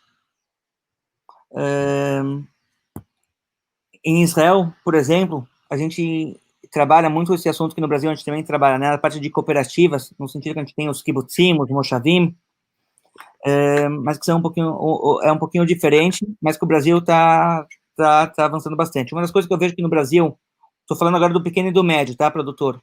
E isso é uma maioria, vamos dizer, dos produtores que a gente tem, eles têm uma dificuldade de crédito. Então, eles às vezes trabalham algumas safras para que dão certo, algumas não dão certo, e acaba sendo uma montanha-russa de emoções, por dizer assim. Então, às vezes tem problema de financiamento de crédito, ou às vezes no ano que sobra mais, eles conseguem fazer mais coisas com o dinheiro que sobra, às vezes sobra menos, e é difícil planejar dessa maneira. Se tivesse como fazer, vamos dizer assim, para o pequeno e para o médio, trabalhar com eles para que eles conseguissem ter uma estabilidade na sua produção, né, e na sua receita, isso aqui seria uma coisa legal. Para isso, a gente tem algumas soluções. Não é uma solução, compra uma tecnologia e acabou. Como a gente falou, a tecnologia tem que ser um meio e não o fim. Então, a gente tem empresas que desenvolvem projetos em Israel, em vários lugares do mundo, a gente tem como case, onde elas mapeiam toda a região e elas desenvolvem alguma solução para ela. Vou dar um exemplo para vocês. Foram procurar água no deserto de Israel. Falaram, de repente, a gente cava o deserto de Israel, a gente vai encontrar água, e aí vai ser mais fácil, não precisar desalinizar tanta água, né, e vai ficar tudo mais tranquilo, vai precisar de menos tubulação e tudo mais. Cavaram, e encontraram água. Só que tinha um problema. Qual é o problema? A água era salgada. O que você faz com a água salgada? Eles pensaram, o que a gente pode fazer com a água salgada? Roger, o que a gente faz com a água salgada, Roger? O que a gente faz? Boa pergunta. Não me coloca nessa. Eles deveriam criar peixe de água salgada no deserto. Então, tem peixe de água salgada no deserto de Israel. Esse é um exemplo. Igual que muitos anos atrás no Chile, pensaram, o que a gente pode fazer com água gelada? Na época era a Noruega que vendia salmão, certo? Aquele salmão que a gente come aqui no Brasil do Chile. E aí falaram, vamos talvez fazer salmão. Não, mas salmão é na Noruega que o pessoal compra. Ninguém vai comprar salmão do Chile. A gente vê que a maioria dos lugares, pelo menos que eu vejo, compram salmão do Chile. Então, é uma mudança de mindset que a gente pode fazer. Então, eu dei um exemplo das microestufas. Isso faz parte de um pequeno projeto. Se o pequeno produtor puder ter alternativas de receita, ou trabalhar com irrigação, ou trabalhar com a solução climática que a gente falou, para ele saber melhor informações sobre o clima, e etc e tal, mas a gente consegue fazer isso. O problema é que o pequeno produtor ou o médio produtor sozinhos não conseguem bancar o custo de uma tecnologia de forma individual. Então, o que a gente tem que fazer para isso dar certo? A gente tem que fazer isso a gente tem que fazer com que alguém banque, algum benfeitor banque isso para a região, esse projeto, esse estudo, e podem acreditar que o valor investido depois num grande projeto, são projetos de infraestrutura grandes, para uma região grande também, esse dinheiro costuma retornar para a região depois de 4, 5 anos. Né?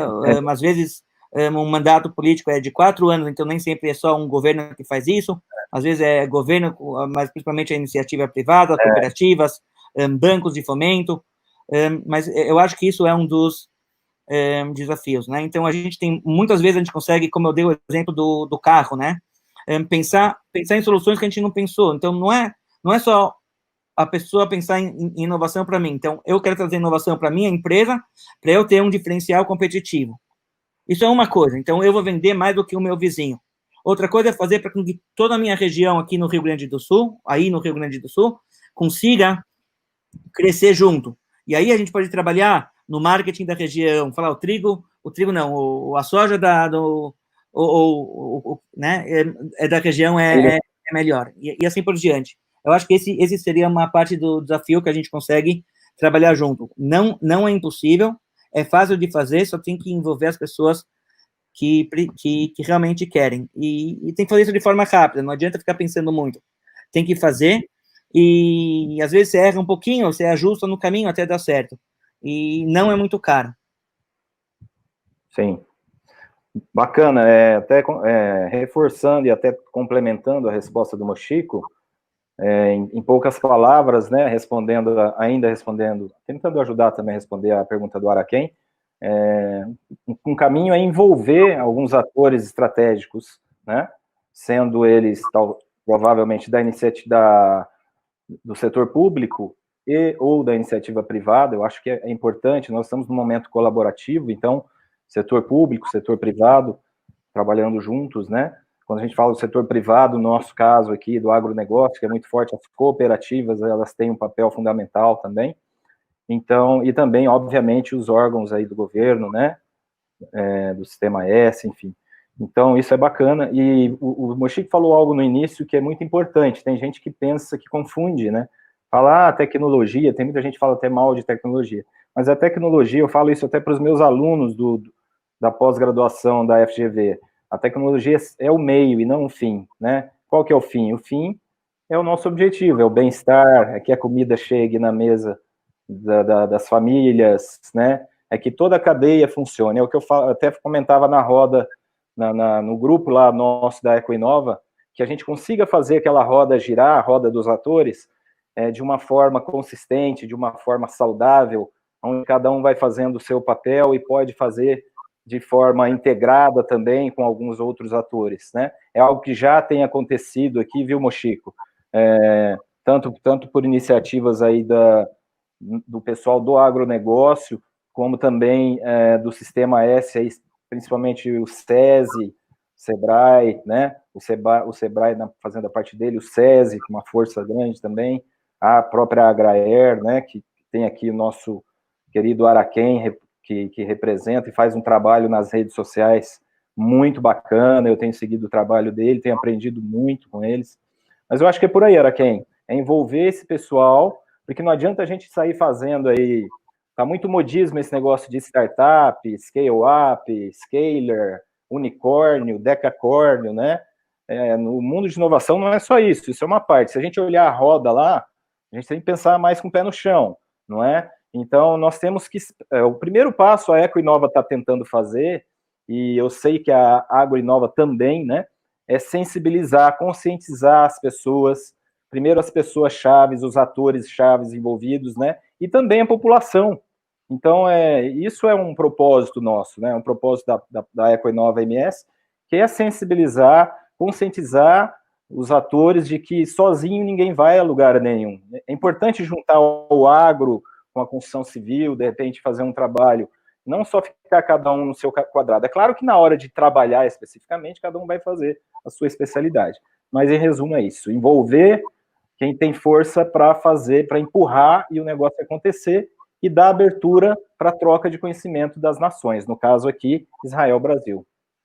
Eu queria só complementar que desde que você Roger, da Ecoinova, a MS me convidou para fazer aquela mini palestra lá no Living Lab. Living Lab, que é um grande parceiro nosso também.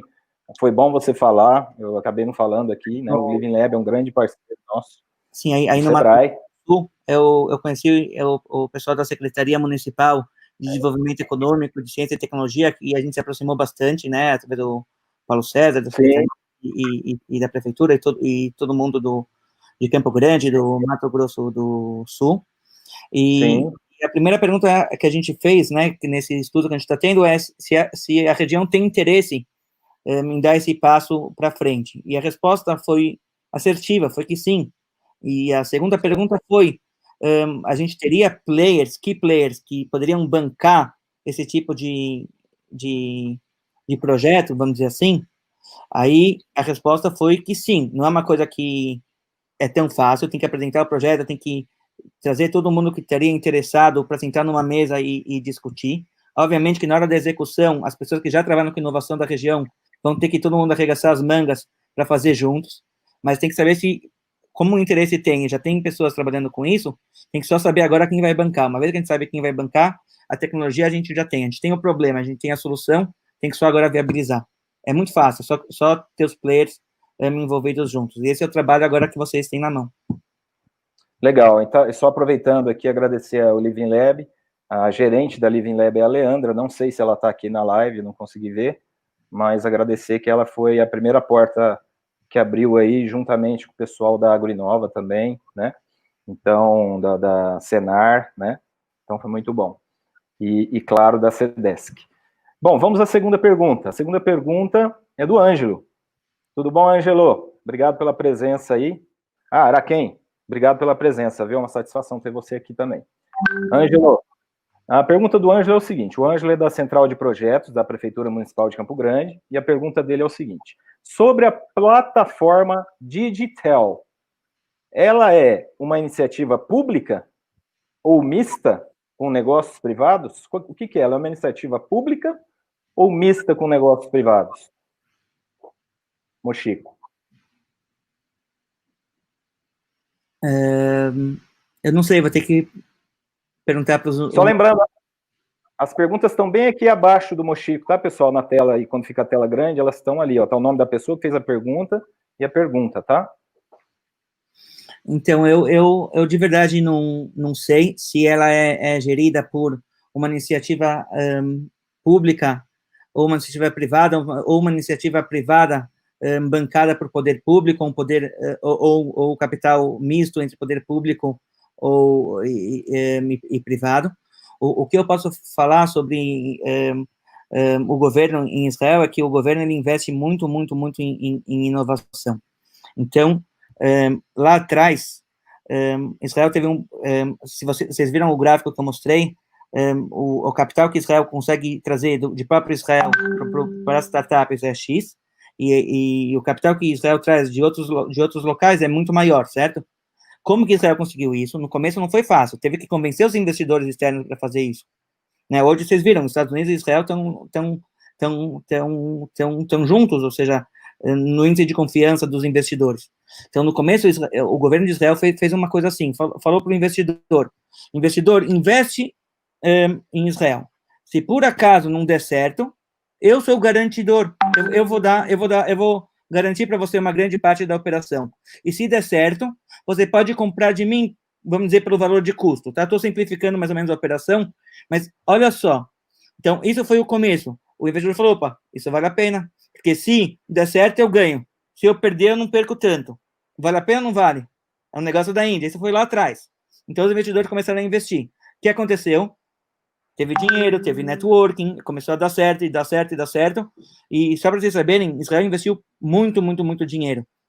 Israel já recuperou, se Israel fosse vamos dizer, um fundo de investimento, Israel já recuperou 8 vezes o que ele investiu, né? Então, para cada, vamos dizer, $1 que Israel investiu, pelo menos $8 ele já recebeu de volta. Talvez o número está um ano desatualizado, mas é só isso. Então, o governo tem um papel fundamental em Israel, desde iniciativas como a Autoridade de Inovação de Israel, que é um órgão do governo que promove a inovação em Israel. Inclusive, teve no ano passado acordos com o FINEP, com o IMBRAP, de projetos conjuntos, né, igual que Israel faz com outros países. Então, ano passado teve com o Brasil também. Espero que tenha, depois do Covid, de novo. Se tiver, eu conto para vocês. E eu acho que o governo tem um papel muito grande. De novo, sempre tem que criar estratégias certas. Agora, em relação a essa plataforma específica, eu posso pesquisar e falar para o Roger, que o Roger fale para você, tá bom? Tá. Beleza, pessoal. Infelizmente, a gente tem um fator tempo que a gente tem que cumprir, a gente vai ser mais objetivos aqui. Então, vamos lá. Continuando com as perguntas, agora do nosso parceiro Paulo César, do Comex Cedesc, perdão. Por que as empresas de Israel nascem voltadas para a internacionalização? Excelente pergunta. E tem a segunda. 2. Quais seriam os investimentos prioritários que Israel poderia realizar no Brasil? Tá aí, Mochico. Acho que dá para pôr as duas aí embaixo, né? Sim, coloca no private só para ficar mais fácil. Então, a primeira pergunta foi internacionalização. Então, tem alguns fatores, né? Não sei se eu vou falar todos, mas tem alguns deles. Primeiro, no início de Israel fez as inovações que ele precisava para ele mesmo. Então, ele precisava de comida, então trabalhou agricultura. Como a gente consegue produzir mais, né? Precisa de infraestrutura, como a gente consegue fazer uma infraestrutura melhor. Por exemplo, o meu avô, lá atrás, na década de 1948, por aí, ele foi o primeiro que inventou lá em Israel um sistema para refrigeração em geladeiras. Então, o que o governo de Israel fez na época? Falou, todo mundo compra do meu avô. Então, meu avô era engenheiro naval, né, com doutorado, que ele veio da Rússia e migrou para Israel, e ele fez isso. Legal, uma vez que você abasteceu o mercado israelense, viu-se que tem essa demanda em outros lugares do mundo, que Israel tem essa vontade de ajudar outros países do mundo também. Então, por exemplo, eu tenho primo em vários lugares do mundo, né? Então, os judeus, geralmente, né, os israelenses têm primos em vários lugares do mundo, assim que acontece, né, desde há 2.000 anos atrás, desde a destruição do nosso templo, os judeus foram espalhados no mundo. Então, a gente acaba tendo primos em várias regiões. Então, um conta para o primo lá, que conta para o primo ali, isso é uma coisa que também acaba ajudando e acaba disseminando a informação. Isso eu estou falando ainda antes da época da internet, né? Hoje, com a internet, com WhatsApp e Zoom e etc., ficou ainda mais fácil, né, a disseminação da informação. Outro fator importante é que Israel, ele tem só 9 milhões de habitantes, então existe um limite de quanto você consegue fazer para Israel. Então, a mesma solução que você consegue resolver para Israel, você vai ter quantos clientes lá em Israel? 9 milhões. E o mundo inteiro que existe essa carência do mesmo mercado, também precisa. Então, esse é o número 2. Número 3 é que, muitas vezes, o investimento vem de fora, por exemplo, dos Estados Unidos. Então, como o investimento ele vem de fora, então, muitas vezes, o investidor ele quer, pelo menos, controlar a parte financeira, ou controlar a parte de marketing. Ele falou, opa, se eu sou americano e eu estou investindo, eu quero que primeiro você traga a tecnologia para os Estados Unidos, que é o meu mercado, são os meus amigos, né? E são os meus clientes que eu conheço, e só depois você vai vender para a Europa e só depois para o Brasil. Então, esse é um terceiro fator. Esse é um dos motivos que eu tento incentivar os brasileiros a tentar investir mais em P&D, em pesquisa e desenvolvimento em Israel, para que a tecnologia chegue mais rápido para o Brasil. E assim por diante, tem alguns fatores que vão nesse caminho, e esse é o negócio. Qual que é a segunda pergunta, Roger? A segunda vai ser colocada aí, quais seriam os investimentos prioritários que Israel poderia realizar no Brasil? Esses investimentos, eu não sei se ele quis dizer só financeiros ou em termos de conhecimento, de trazer conhecimento, né, e práticas. Então, eu vou falar, hoje, se a gente olhar naquele gráfico que eu mostrei, o índice de confiança do investidor, infelizmente, né, eu posso dizer que, infelizmente, a mídia não ajuda também, né, a fazer com que nossa imagem lá fora fique boa, não importa os motivos, mas é o que acontece, e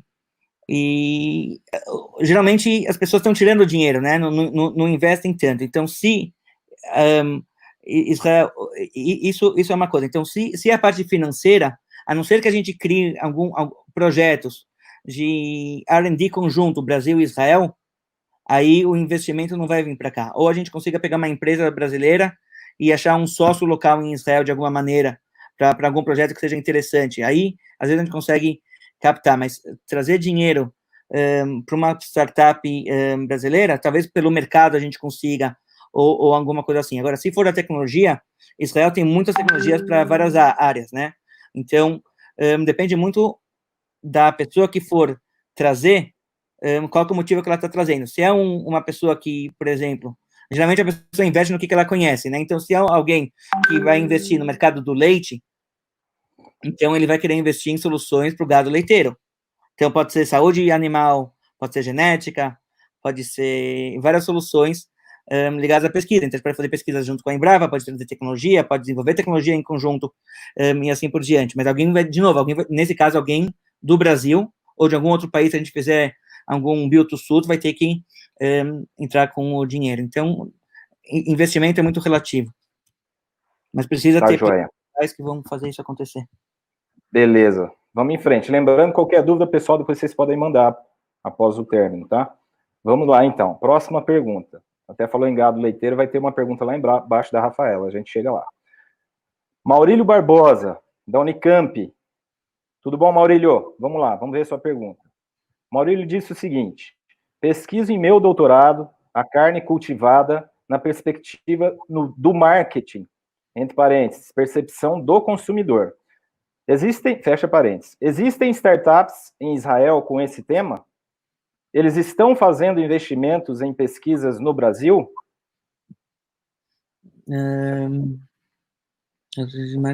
Tinha pesquisa em meu doutorado do marketing. É a pergunta do Maurílio Barbosa, pesquisador da Unicamp. Tá. Eu achei que eu não ia falar sobre esse tema, mas eu vou falar um pouquinho e me fala, Maurílio, se eu estou respondendo certo. E eu vou falar também uma parte do meu ponto de vista. Existe uma tendência para a proteína, né, vamos dizer, até 2050, ou 2030, 2050, de consumo muito grande. Então, vai dobrar, triplicar, né, o consumo de proteína no mundo. Então, hoje, o Brasil está muito forte nisso, porque a gente tem bastante gado, né? Gado, rebanho, é o nosso forte.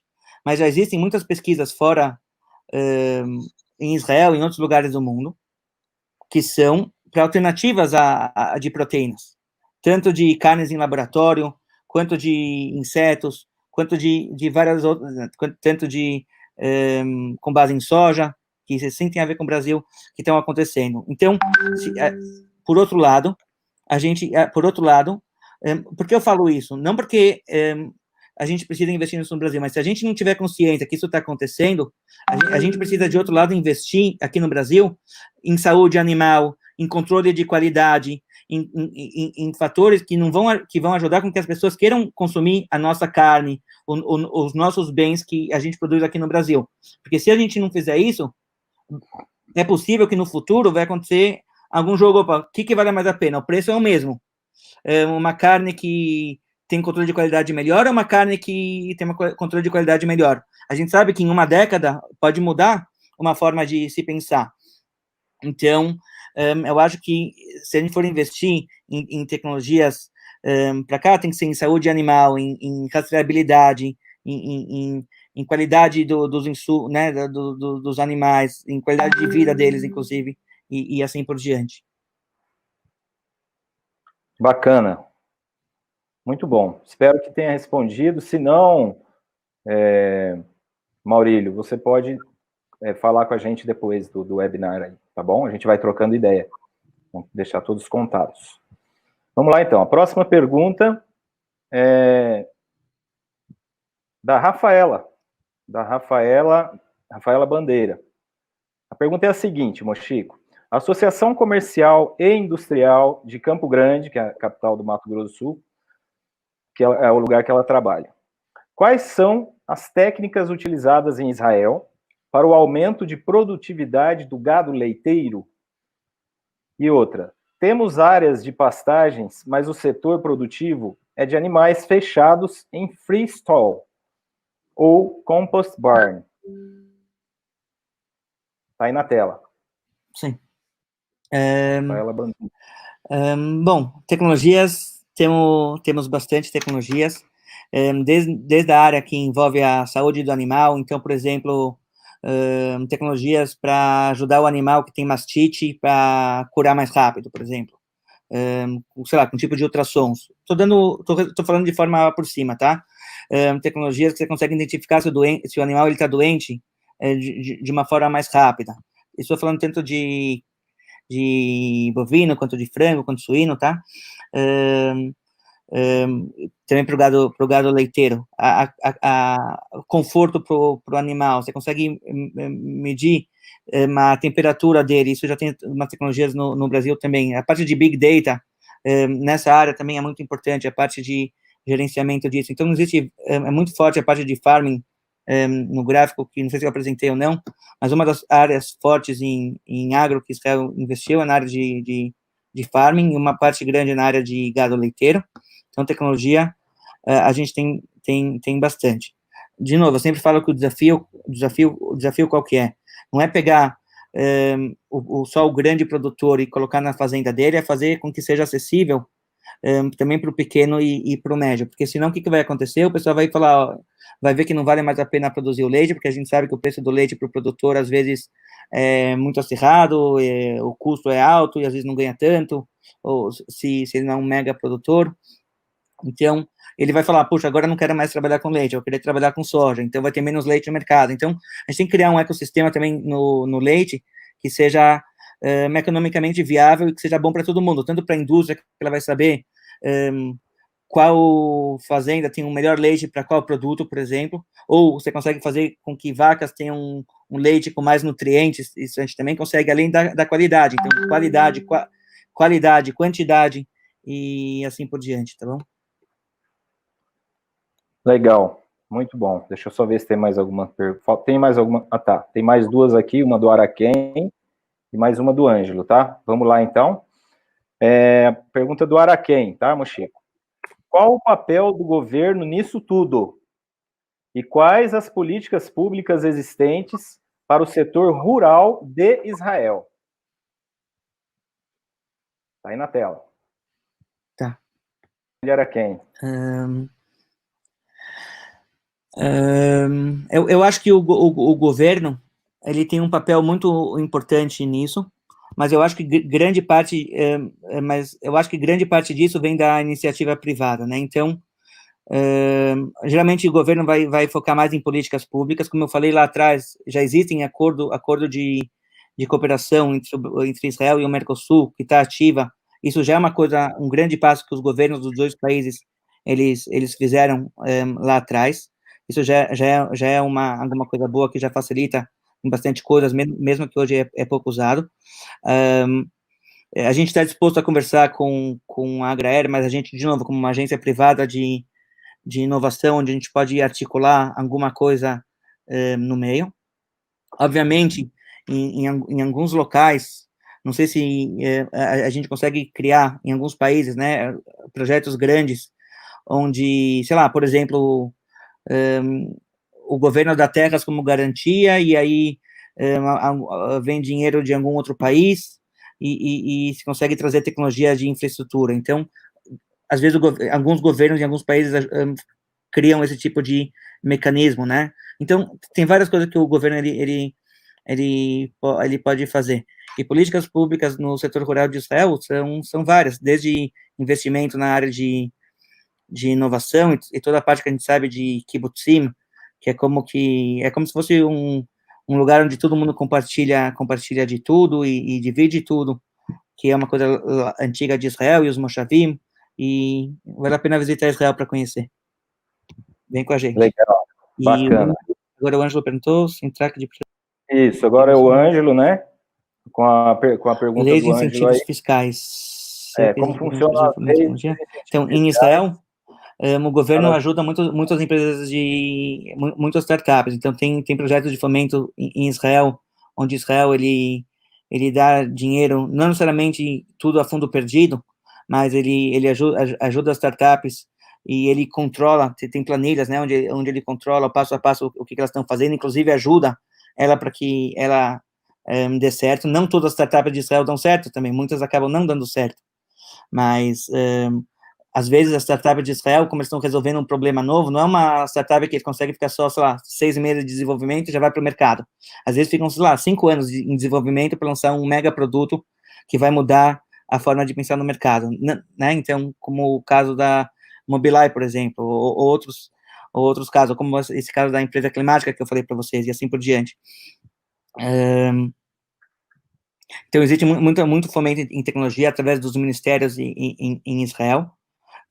Alguns deles a gente conhece bem a fundo. Então, na área de energia, Israel é um dos setores que Israel trabalha bem, a área de Big Data, a área de agro e vários outros setores, né? Então, para as empresas que estão em Israel, né? Agora, empresas que estão no Brasil, existe aqueles projetos conjuntos entre os governos, como eu falei no começo. Legal, muito bom. Bom, eu tenho uma pergunta a fazer, rapidão, né? Por enquanto a gente teve essas aí. Nós estamos vivendo num momento aí que eu tenho já acompanhado há alguns anos, desde quando eu estava morando em São Paulo, né? Eu me permiti me disruptir, a gente usa muito esse termo, né? Uma disrupção na minha carreira. Então eu tenho uma formação tradicional, né? Mas aí eu permiti começar a entender melhor esse mundo de tecnologia, inovação, essas mudanças rápidas, né?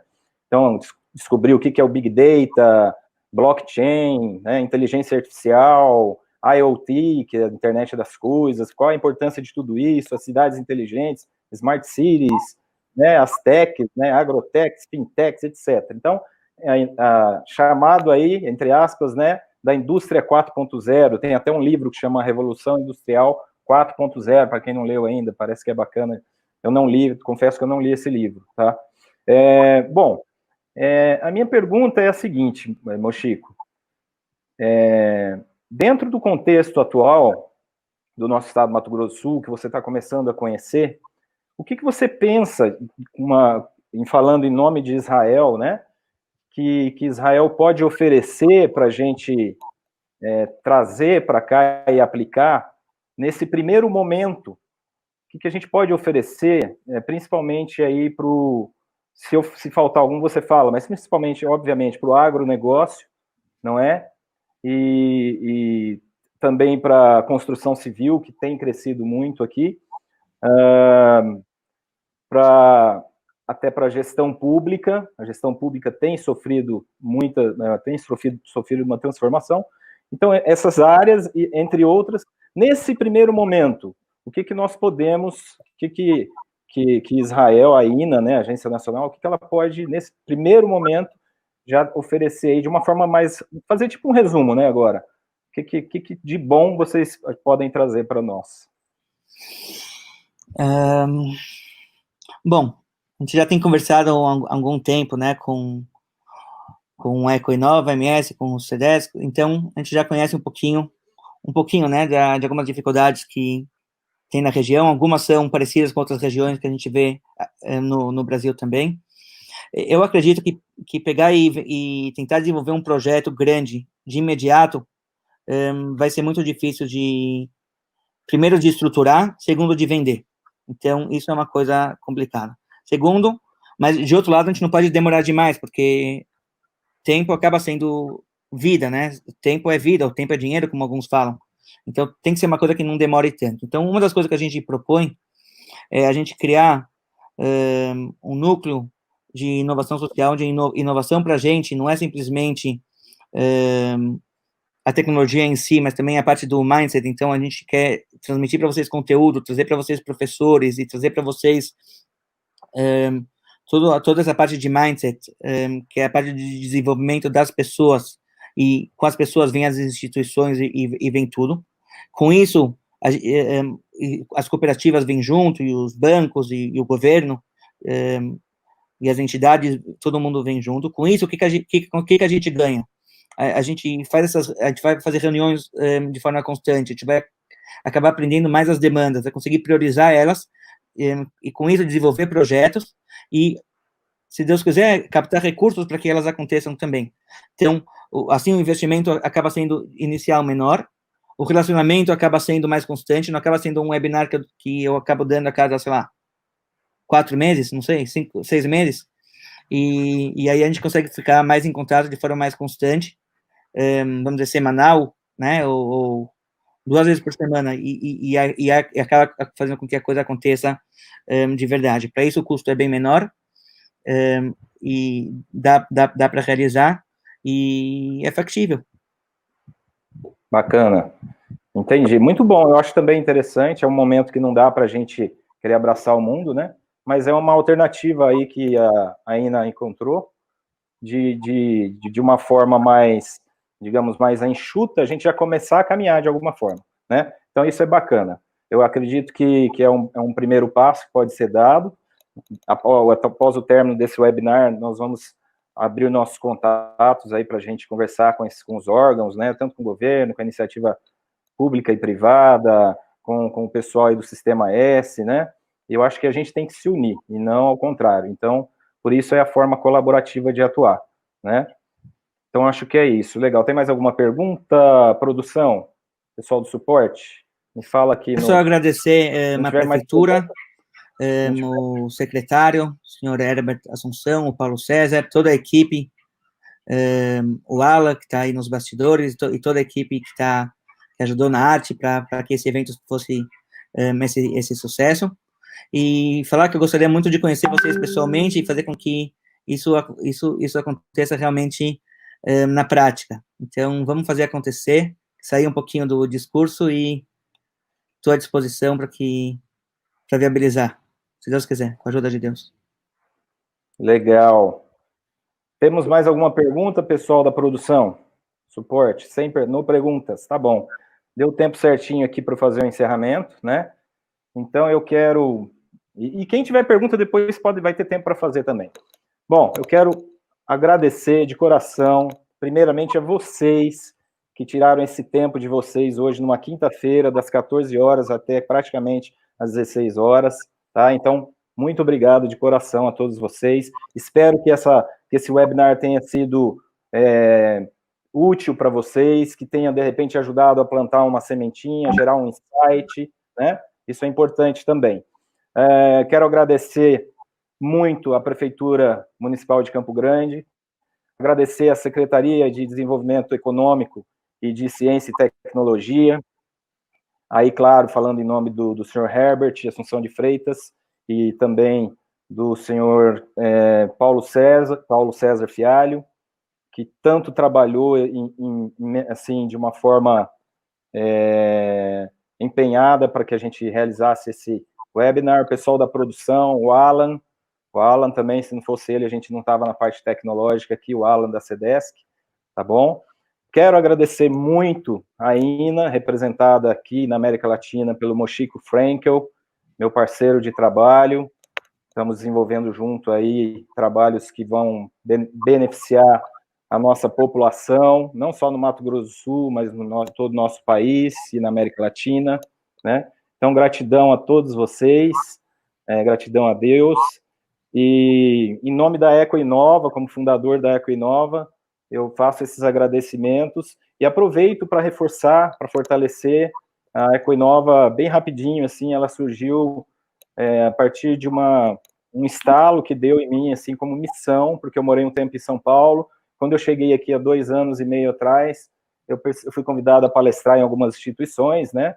Universidade Federal, Universidade Estadual, institutos federais aqui da região, enfim, né? Também fui para Campo Grande para falar muito de tecnologia e inovação, principalmente voltada para o agronegócio também, né? E nesse caminho encontrei alguns parceiros, né? Entre eles o Mochico, que a gente se firmou mais na parceria, não é?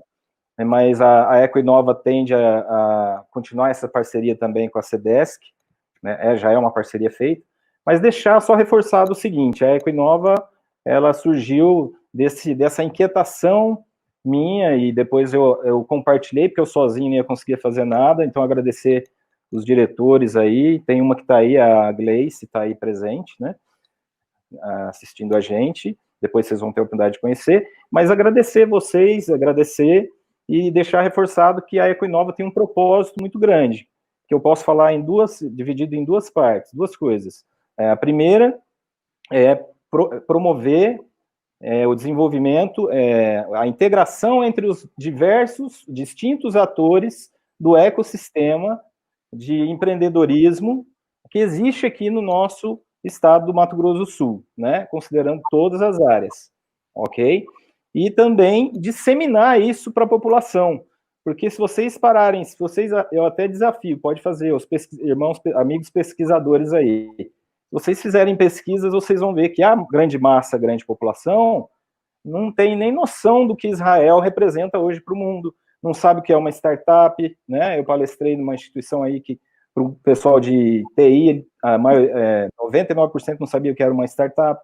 Então, a gente está realmente engatinhando, o que eu falo, enquanto população. É claro que enquanto técnicos, não. Enquanto técnicos, nós estamos indo bem, principalmente o pessoal do agronegócio. Mas eu acho que a gente tem que se unir, se juntar.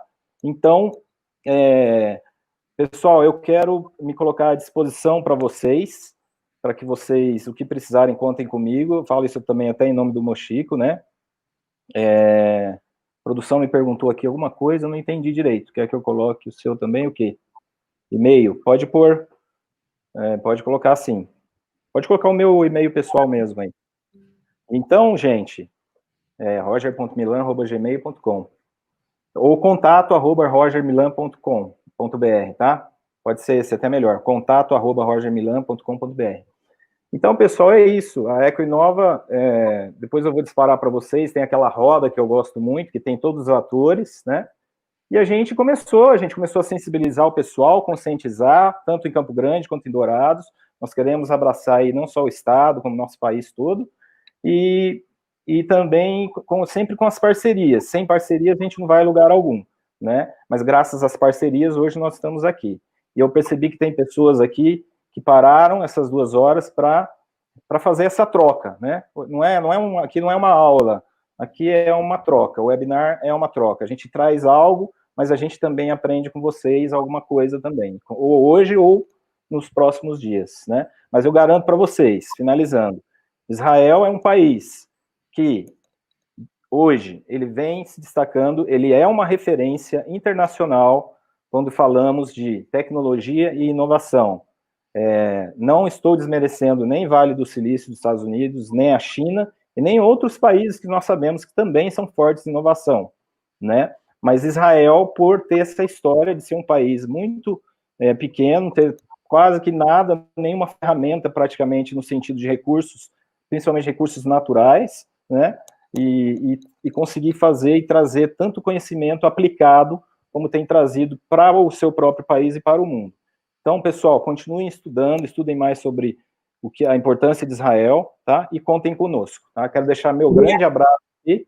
Eu queria lançar um desafio para o Roger, pessoal, aproveitar que é um desafio público. Hoje é dia 21 de maio. Vamos lá. Para o Roger e para o Paulo César, daqui em 2 meses, fazer com que a gente consiga abrir alguma coisa daí na região, alguma ação concreta, com os players certos, para que a gente consiga criar um pequeno núcleo, que desse núcleo a gente consiga crescer. Em 2 meses, em plena época de Covid-19. Vocês acham que a gente consegue? Eu aceito o desafio, tá? Eu aceito. A gente conta com a ajuda de vocês. Tá, eu aceito o desafio. Claro que sozinho a gente não vai fazer nada, mas eu aceito o desafio. O Paulo, depois ele fala por ele, não vou falar por ele, tá? O Paulo tá bem atarefado aí, eu sei como é que tá bem difícil, o Paulo César. Mas, gente, é isso, olha, gratidão, Mochico, obrigado por você dedicar esse tempo para nós, tá bom? E gratidão a todos que assistiram, Paulo César, ao Alan pela parceria, pelo suporte, ao nosso secretário que não pôde estar, mas eu tenho certeza que ele vai, de alguma forma, depois fazer os seus comentários, né? E ao nosso prefeito aí da capital, tá bom? Obrigado a todos, e que nós vamos em frente, firme e forte, contem conosco, por favor, curtam, eu quero aproveitar aqui para pedir para vocês, curtam lá no Facebook, no Instagram, a Ecoinova e a INA e a Cedesc, tá? Nós estamos no Instagram e no Facebook eu não vi a Cedesc, mas eu acho que tá também. É bom porque vocês vão ficando informados, tá? A gente vai colocando informações. Elas são novinhas, começaram agora, estão com poucos seguidores ainda, mas ajudem a gente a ter mais seguidores, no intuito de a gente também contribuir ali de forma gratuita com essas informações e esses conhecimentos. Tá bom, gente? Gratidão a todos, fiquem com Deus. Vamos nessa, até a próxima. Valeu. Shalom, obrigado. Tchau, tchau. Shalom.